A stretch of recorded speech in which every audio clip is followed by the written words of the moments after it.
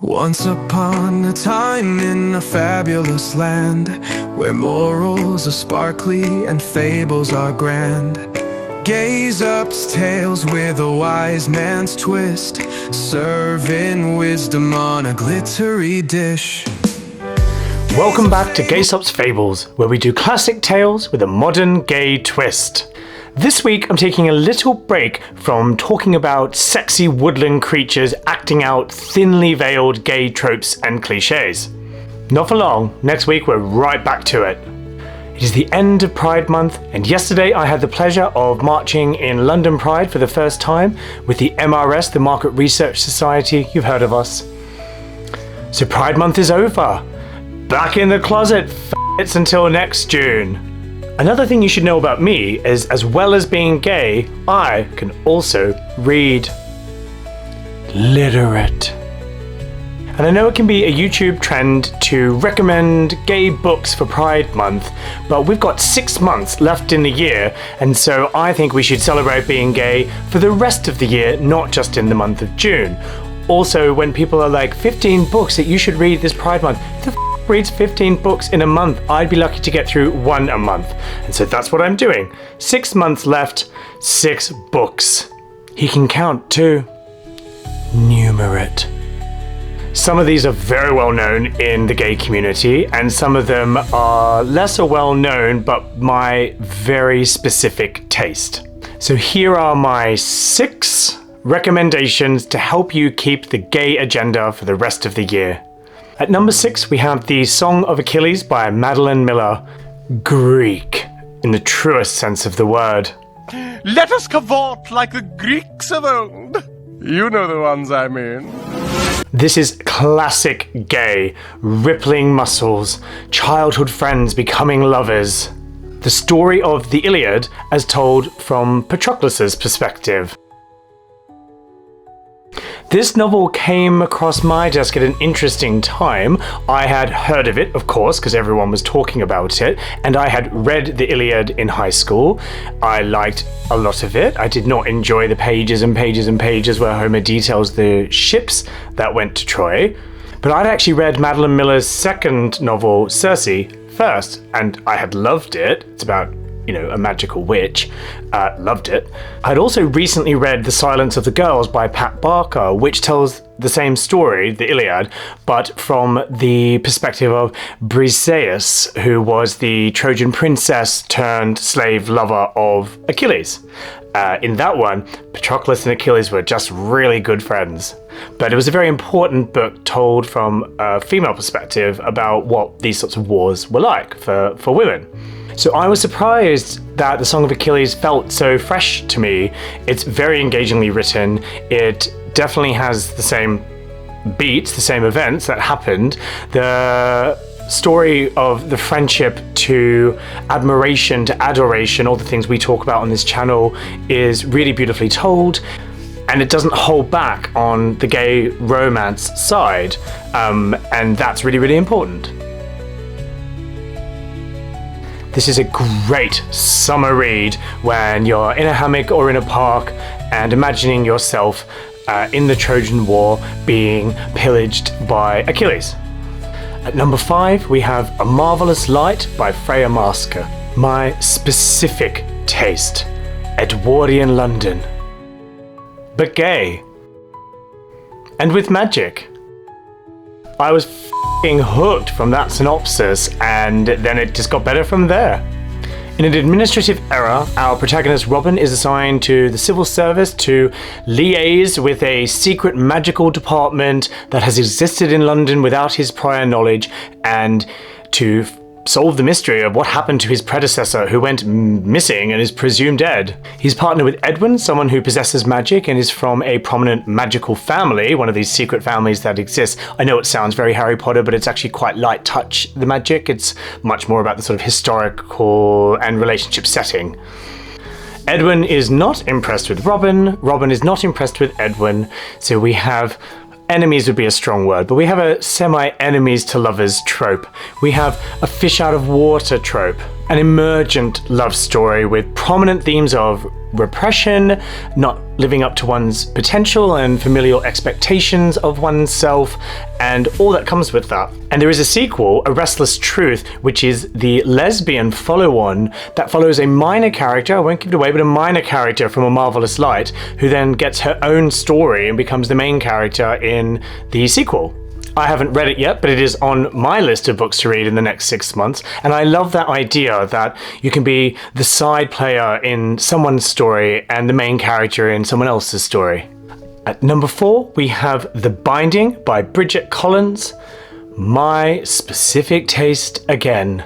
Historic fiction, but gay, with an element of magic and trauma. This book knocked my socks off. It's a slow burn. There's a lot of world building in the first half, but once you reach that midpoint, it does not slow down until the very end. Young Emmett lives in a fantasy world. Again, like A Marvelous Light, the fantastical elements are it's not like a fantasy novel. They're here, they're important, but they're there more as a metaphor for what's going on emotionally. So young Emmett becomes a binder, and in this world, a binder is someone who can take your painful memories and magically transpose them into a book, which then removes them from your mind, so you have no memory or experience or feeling left from this trauma, and that book is then kept by the binder. The person is none the wiser that this process ever happened to them. So Emmett is becoming a binder. He's working as a binder's apprentice when he notices his own name in one of the bound books in the binder's library. This book really got me. I'm not going to give you any spoilers from what I've already said, but it is a gay love story. Less magic than A Marvelous Light, but obviously the binding process is still a form of magic. Themes of shame, trauma, but also that solace of truly connecting with someone and really having someone understand you and show up for you. At number 3, we have The House on the Cerulean Sea by T.J. Klune. Heartwarming.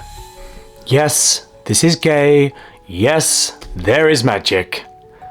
Linus, our protagonist, is an administrative civil servant working for an institution that assesses magical kids. In this world, which pretty much feels like Great Britain, Linus lives in a big, dreary city that's always grey, and he's just longing to be at the sea. And in this world, magical kids are looked down upon, they're ostracised even though they're special. See where we're going with this? They're social outcasts, but the administration sends Linus up to the House on the Cerulean Sea, which is run by a renegade principal who is looking after some of the more dangerous magical kids. The House on the Cerulean Sea is a school. The kids are hilarious. Again, I won't go into all of their powers, but one is just a sort of amorphous blob who wants to be a bellhop, so he's always taking people's bags and then waiting for a tip. Linus learns the power of love, truly caring for others, but also breaking out of your routine and not accepting your dreary lot in life. I loved reading this book. It was like a big literary hug. And I recently learned that late last year, T.J. Klune released a sequel, so that's me sorted. Number 2, we have The Heart's Invisible Furies by John Boyne, otherwise known as Irish A Little Life. This is one of 2 novels that I was loaned to by friends that I ended up owning because I got them wet. The first one, A Year of Marvelous Ways, also a fabulous novel, was the more dramatic story. I was reading that on this sort of pontoon thing in Croatia on Hvar when a boat went past and a giant wave came and swept me and the book into the sea. This one I just dropped in the bath. The Heart's Invisible Furies tells the story of an Irish gay from pre-birth all the way through to death. We follow Cyril over 70-something years from his adoption by a comedically cold and distant, rich, wealthy family in Dublin to his time at school, his emerging feelings for his best friend, his steady job, his engagement to a lady, all the while him having fairly gay sex. It spans Dublin, Amsterdam, New York. It spans the IRA to the AIDS epidemic. I'm barely scratching the surface. It's a beautiful, thought-provoking, and at times very uncomfortable read. But ultimately an uplifting ride through the course of someone's life. And number 1, Holding the Man by Timothy Congreve, otherwise known as the Gay Australian Bible. The autobiography of Timothy Congreve, ultimately Holding the Man, is a love letter. Tim met his long-term boyfriend John at Catholic high school in the late 70s in Melbourne.